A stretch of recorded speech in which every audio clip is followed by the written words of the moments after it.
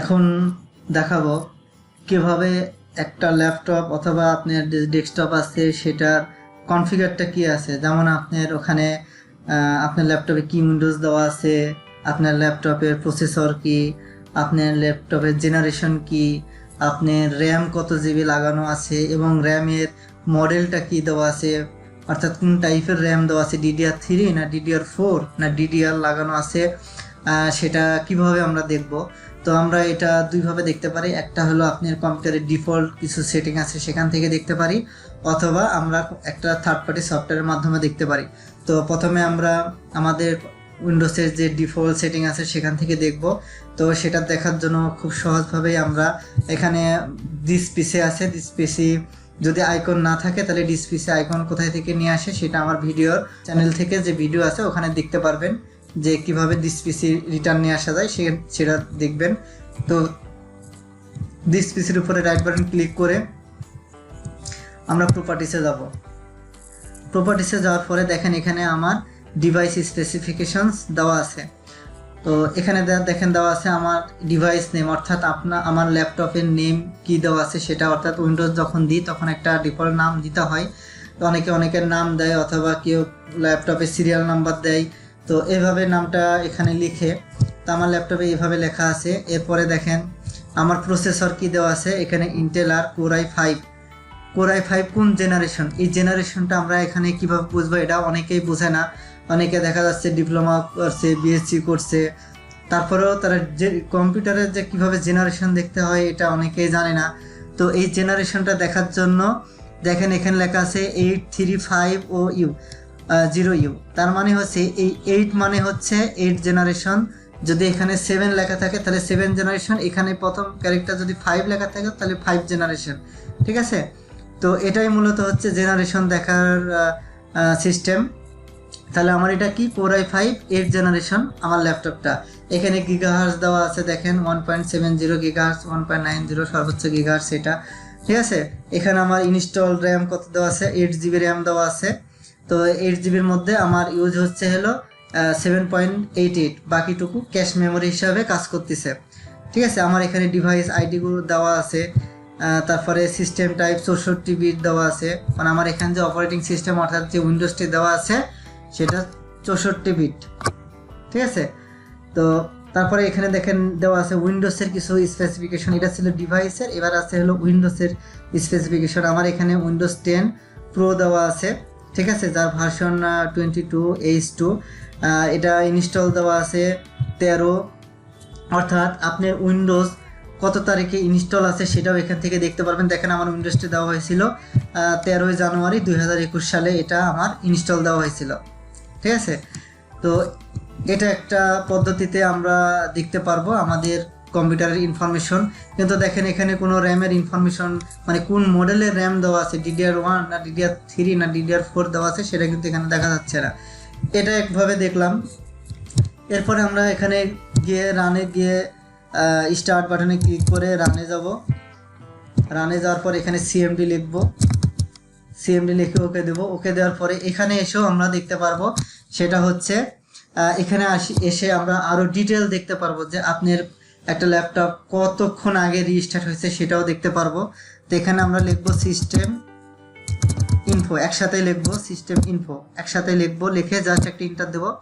দেখেন লোড হচ্ছে, ইনফরমেশনটা লোড হচ্ছে, এখন চলে আসছে। আমরা একবার উপরের দিকে যাব, স্ক্রল বার ধরে উপরের দিকে, দেখেন এখানেও দেওয়া আছে হোস্ট নেম। হোস্ট নেম মানে হচ্ছে আপনার ডিভাইস নেম, অর্থাৎ আপনার ল্যাপটপের নেম দেওয়া আছে। দেখেন এখানে এই যে ল্যাব x86 দেওয়া আছে।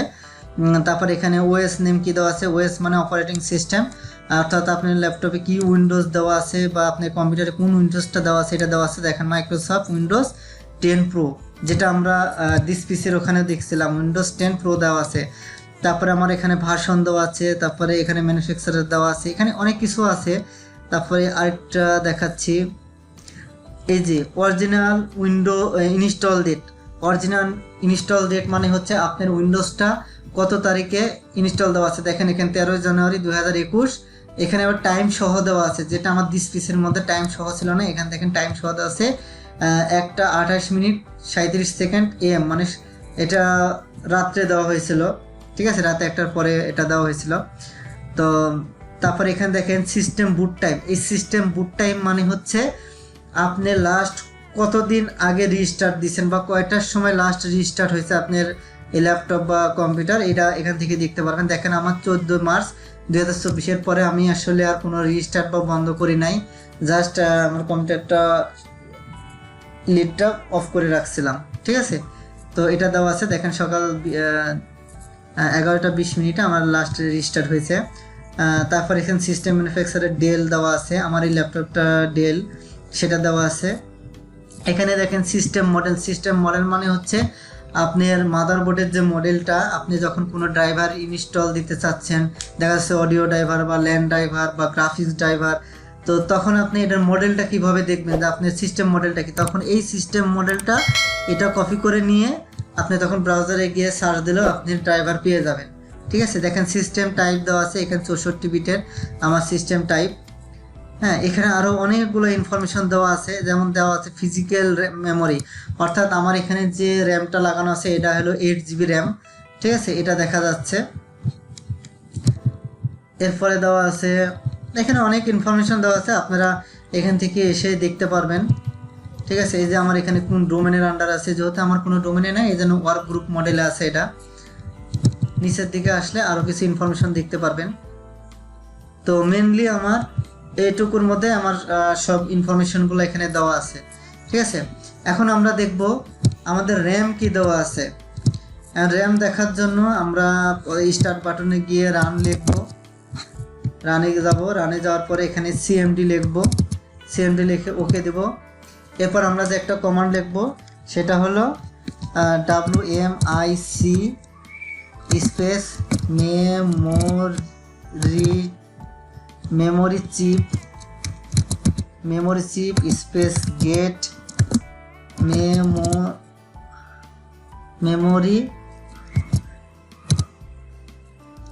টাইপ, কমা দিয়ে লিখব SM BIOS SM BIOS memory TYP type দিয়ে জাস্ট এন্টার দিয়ে দেব। দেখেন এখানে 26 দেওয়া আছে, ঠিক আছে। তো এখানে 26 মানে হচ্ছে যে DDR4, এখানে কিছু র্যামের চিপের কিছু মডেল আছে, 26 মানে DDR4, 24 মানে হচ্ছে DDR3, 21 মানে হচ্ছে DDR2, আর 20 মানে হচ্ছে DDR1 বা DDR, ঠিক আছে। এখানে যদি আপনি শো করে 24 তাহলে বুঝবেন এটা DDR3, আর যদি আপনার 21 শো করে তাহলে DDR2, আর যদি 20 শো করে তাহলে DDR বা DDR1, ঠিক আছে। তো আমার এখানে যেহেতু 26, আমার এখানে DDR4 দেওয়া আছে আমার র্যামের মডেলটা। তো এটা দেখে আপনি বুঝতে পারবেন DDR4 না DDR3 আপনার ল্যাপটপে ইনস্টল বা সেট আপ করা আছে। আরেক ভাই, এখন আমরা দেখব সফটওয়্যারের মাধ্যমে কিভাবে দেখে। তো সফটওয়্যারের মাধ্যমে দেখার জন্য এই সেম র্যামের মডেল দেখার জন্য আপনি ব্রাউজারে যাবেন, যে কোনো ব্রাউজারে যাবেন, যাই এখানে লিখবেন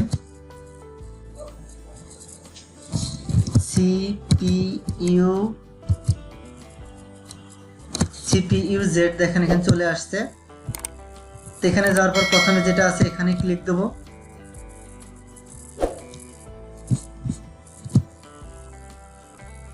এরপরে নিচের দিকে আসবো, নিচের দিকে এসে দেখেন লেখা আছে জিপ ইংলিশ, আমরা এই জিপ ইংলিশে ক্লিক দেব, এটা ক্লোজ করে দেব। এখন দেখেন লেখা আছে ডাউনলোড নাও, আমরা এখান থেকে ডাউনলোডে ক্লিক দেব, স্টার্ট ডাউনলোড। আমার এটা ডাউনলোড হচ্ছে, আমার এখানে ডাউনলোড ম্যানেজার ইনস্টল আছে, তাই ডাউনলোড ম্যানেজারের মাধ্যমে ইনস্টল হচ্ছে। আপনাদের ল্যাপটপে এটা না থাকলে এখানে ডাউনলোডের এখানে এই জায়গাটায় চলে আসবে ডাউনলোড হওয়ার পরে। তো আমি এটা ওপেন করলাম, এখান থেকে এটা আনজিপ করব।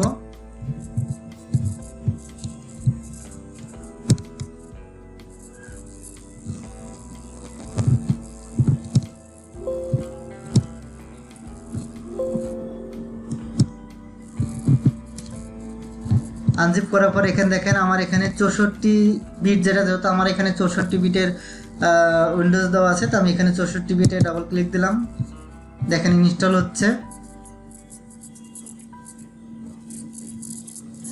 ইনস্টল হওয়ার পর দেখেন আমার এখানে এটা ইনস্টল হয়ে গেছে। এখন দেখেন যখন আমি মেমোরিতে যাব, মেমোরিতে গেলে দেখেন আমার লেখা আছে DDR4 8 GB, ঠিক আছে। এটা সিঙ্গেল মানে একটা পোর্টে লাগানো আছে, এখন এত মেগাহার্টজে চলছে। এখানে ডিটেল আরও ইনফরমেশন দেওয়া আছে, কত সাইকেল স্পিড, অনেক ডিটেল দেওয়া আছে এখানে, আপনারা এখান থেকে দেখে নেবেন, ঠিক আছে। আপনার এখানে আরও ইনফরমেশন দেখেন দেওয়া আছে যে আপনার এই যে Core i5 8th generation model দেওয়া আছে, আপনার প্রসেসরের মডেল দেওয়া আছে। তারপরে এখানে আরও নিচের দিকে অনেক ধরনের ইনফরমেশন দেওয়া আছে। তো এইভাবে আপনারা চাইলে এই সফটওয়্যার দিয়েও আপনারা ইনফরমেশনগুলো দেখতে পারবেন, ঠিক আছে। এখানে গ্রাফিক্স দেওয়া আছে, কি গ্রাফিক্স দেওয়া আছে, যেমন আমার এখানে দেওয়া আছে ইন্টেল আলট্রা এইচডি গ্রাফিক্স, ঠিক আছে। মনিটর হলো আমার ল্যাপটপের হলো ডেল। তারপরে এখানে কিছু ইনফরমেশন দেওয়া আছে, এখানে দেখেন র্যামের ইনফরমেশন দেওয়া আছে, এখানে 1200 মেগাহার্টজ দেওয়া আছে, 24 স্পিড আমার হলো RPM দেওয়া আছে 2400, ঠিক আছে। তো এগুলো নিয়ে ডিটেল করতে গেলে আমার ভিডিও অনেক লং হয়ে যাবে, আমি যদি পারি পরবর্তী ভিডিওতে আমি এটা নিয়ে ডিসকাস করব ডিটেল। তো ধন্যবাদ সবাইকে। তো আপনারা এইভাবে আপনাদের কম্পিউটারের ইনফরমেশনটা দেখতে পারবেন আপনার কারো হেল্প ছাড়াই। যখন আপনারা কোনো ল্যাপটপ কিনতে যাবেন তখন এই ইনফরমেশনগুলো চেক করে নেবেন, তাহলে আপনারা আর ঠকবেন না। ধন্যবাদ।